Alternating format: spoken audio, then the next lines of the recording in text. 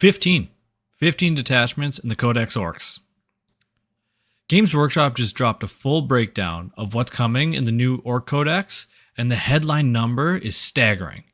If you've been following my channel, you know I covered Orks when the Armageddon launch box came out. And I said then that the Codex would be a real moment to watch. Well, here we are. Today we're going to walk through this article, some of the detachments, what they do, and my honest take on which ones look exciting, which ones look niche, and which ones I think are going to completely define how Orks are played going into the rest of the edition. Quick upfront note, Orks are not my main army. I'm mostly a Necron player, but I ended up getting the launch box, and I believe Orks are one of the most exciting factions in 11th edition. So let's get into it. Link to the full Warhammer community article will be in the description. Before we get into the detachments themselves, a quick note on how the new system works, because it changes everything about how you read these. In the new edition, detachments cost detachment points. At 2,000 points, you get 3 detachment points. The big Warhorde detachment costs 2. Every other detachment in the Codex is going to cost 1 apparently. Which means you can combine up to 3 of these one-page detachments together, or take the big one and add one specialized detachment on top of it. That flexibility is the whole point. You're not locked into one playstyle. You can build an Ork army that is exactly what you need it to do. The combinations are almost limitless. So, okay, let's go through all of them. Warhorde. Warhorde is your classic catch-all detachment. 6 stratagems and 4 enhancements that work across the whole Ork range without needing you to commit to a specific sub-theme. It's the detachment for players who want a bit of everything, or who are still figuring out their playstyle. If you want to run Def Coptas and some close combat knobs in the same list without either suffering for it, Warhorde is your home. 2 detachment points, broad utility, a reliable foundation. Now, the good stuff. 14 specialized 1DP detachments, covering basically every way you could possibly want to play Orks. So let's run through them all.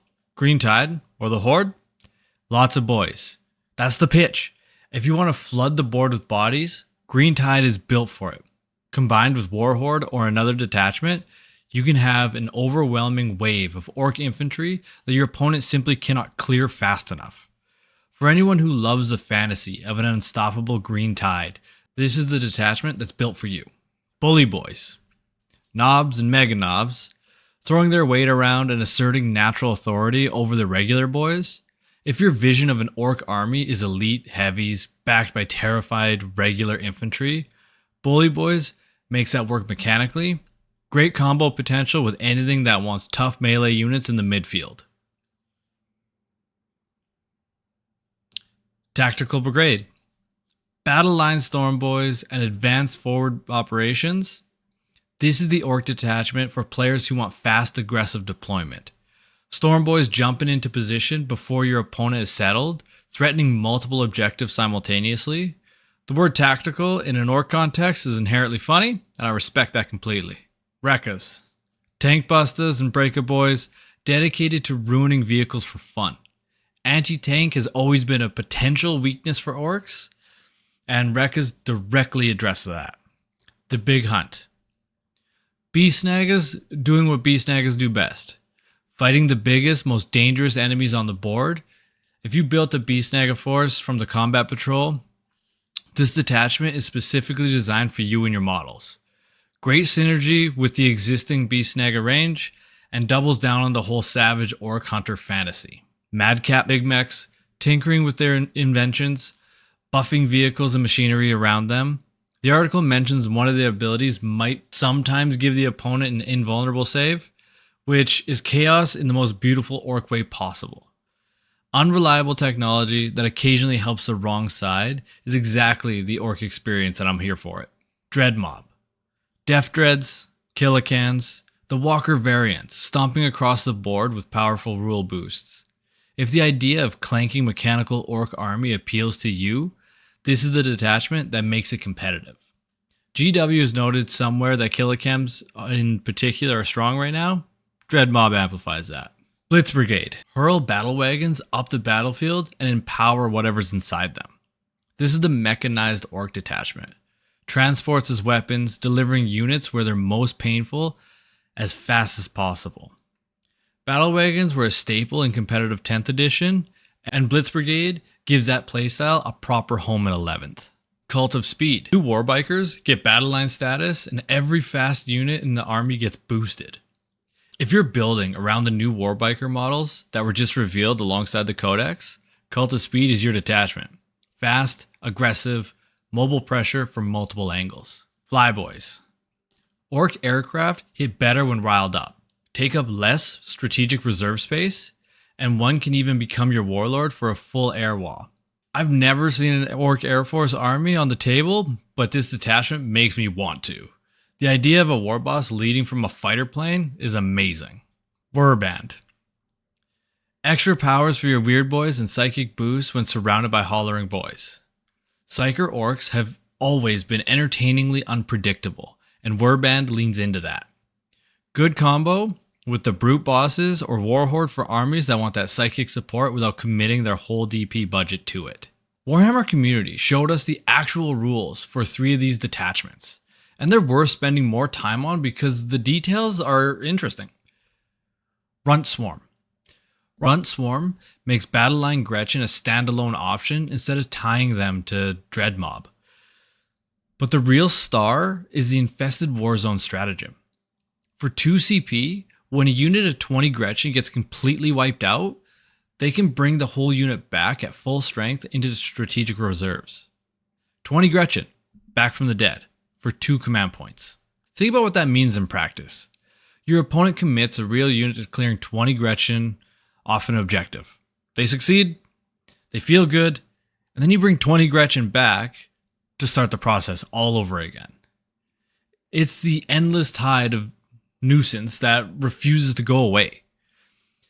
The sneaky little gits rule allows them to sprint up the field, complete a mission action, and then die horribly with their job done, which is apparently their whole life goal, and honestly fair enough. This is exciting for Ork players. Cheap, expendable, infinitely annoying objective pressure that doesn't cost you anything when it dies. Perfect initiator unit, and now they have a proper detachment home. Shooter Boys. The Shooter Boys detachment does something really important. It adds assault to your infantry's range weapons. Assault means you can move and still shoot without a penalty, which means flash gits, tank busts, and even regular boys can blast away while advancing towards the enemy. Never Enough Dakka stratagem for 1 CP gives the Ork infantry unit sustained 1 in the shooting phase. For an army that typically hits on 5s in shooting, sustained hits is a meaningful upgrade. More shots coming through, more damage, more dead opponents before your boys even reached melee. Here's what I find interesting about this.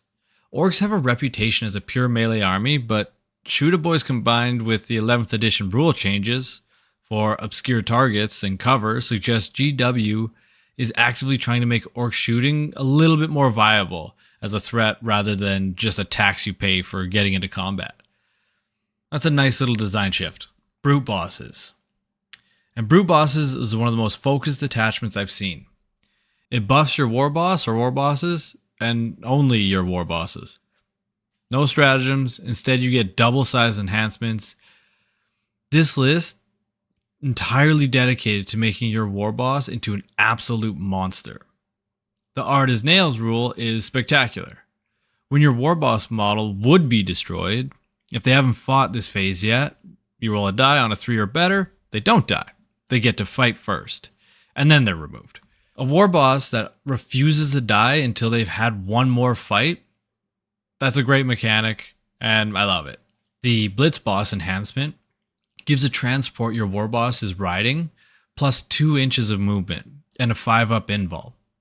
So your war boss rushes forward in a faster, tougher transport, jumps out, and then the Art as Nail rules ensure he gets the fight first before he can be removed. Beautiful design, 1 DP, perfectly spent. 15 detachments, 1 big all-rounder, and 14 specialized options that between them cover basically every way you'd ever want to play orcs. What impresses me the most is in the mix and match potential. Green Tide for the bodies, plus Warband for psychic support, Blitz Brigade for the transport plus Rekkas for the anti-tank, Front Swarm for endless annoying Gretchen plus Dread Mob for the Walker backbone. The combinations are exciting, and I think we're going to see a lot of creative list building from the Ork community over the next few months. The 3 GW showed us in detail, Front Swarm, Shooter Boys, Brute Bosses, are all genuinely well designed. The Infested Warzone stratagem, bringing back 20 Gretchen from the dead, is my personal favorite thing in the article. Never Enough Dakka has the best name, and Brute Bosses with art as nails is exactly the kind of flavorful thematic rule design that makes you love a faction even if you don't play them. Orcs are in a very good place right now. If you've been thinking about starting them, now's a great time. The Codex itself is coming soon, and GW is confirmed we'll be getting a full look at the lore sections and hobby content later this week. I'll be covering that too, so subscribe if you don't want to miss it. Which of these 15 detachments are you most excited about? Are you a Dread Mob player, a Green Tide enthusiast, or are you building something entirely around one of these new specialized options? Drop it in the comments, I'd love to know. A link to the full Warhammer community article is in the description. We'll see you in the next one.